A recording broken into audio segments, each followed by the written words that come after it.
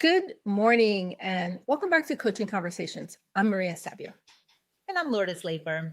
Today, we're sharing from our soon-to-be released book, The Daily Path to Resilience, Small Steps to an Unshakable You. It's a modern interpretation of ancient Stoic wisdom. One quote, one interpretation, one takeaway you can actually use today as a daily practice. And the more you return to it, the more it returns you to your center. Great. So let's begin with today's quote. If it's true to your values, do it without apologies. Other people's opinions aren't your GPS. So that quote gets to the core of a struggle we all face. You want to make a decision, and then it could be for your career, it could be in a relationship, it could be anything. You want to buy a new car, anything. And then that tiny voice in your head, it just begins to whisper, what will they think? Yes. And, we're constantly navigating this world using other people's opinions as our compass. And we get completely lost. But what if we told you there's a different way to live, a way to find a peace that isn't dependent on external validation? It's a way of living that the Stoics called living in harmony with nature. And to understand it, we need to talk about one of the most powerful examples in human history, Viktor Frankl. Yes, Viktor Frankl. If you haven't read The Man's Search for Meaning, it's definitely something that you should put as something to read, because Frankl's life in the concentration camp, in his book, he talks about how it wasn't a philosophical exercise because it was a brutal test of his humanity. He was stripped of everything, his family, his freedom, his identity. And these are the ultimate external events that, that show us that certain things they are out of our control. And this was entirely out of his control. And a less stoic-minded person would have succumbed to despair, to anger, to bitterness. And Frankl, he chose a different path. Yeah, he didn't waste his energy railing against the horrific conditions or the cruelty of his captors.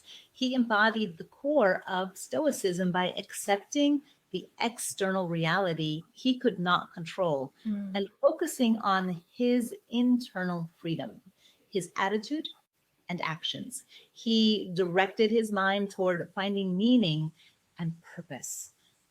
He did this by mentally lecturing to his students or helping fellow prisoners.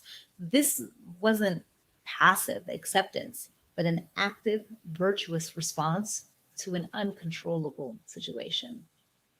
Yeah, he really showed us that living in harmony with nature means being fully human and accepting life on its own terms. He provided, he proved that his inner freedom was something that no one could take away from him. Yeah, and you might be thinking, well, that's an incredible story, but how does it apply to my life? I'm not in a concentration camp. And you're right, but the fundamental challenge is the same. We live in a world that constantly bombards us with external metrics of worth. Social media likes, career titles, and the approval of others are our modern day distractions, to say nothing of current world events, right? And all of these things are like pop-up notifications on our phone, constantly pulling us away from the one thing that truly matters, your values. Right. And this is why we need to apply this principle now more than ever. Our world is so loud. And if you don't have a strong internal compass, you'll be thrown off course by every single opinion and every new reel. The how is actually simple. but not easy.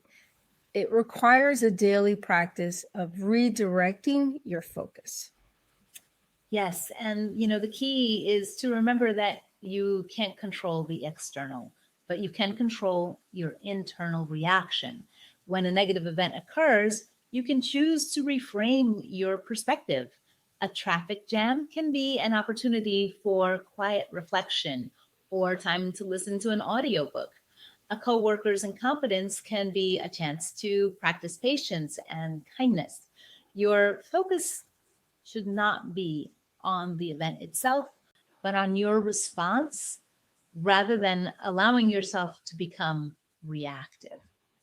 Yeah. So the next time you feel that pull to change your path because of what, somebody else is thinking or what they might say, just stop and ask yourself, is this true to my values? Is this true to who I am? Because if the answer is yes, then go ahead, do what it is that you've chosen to do without apology. Just move forward. Your job is to live in alignment with your inner GPS, not the noise of the crowd.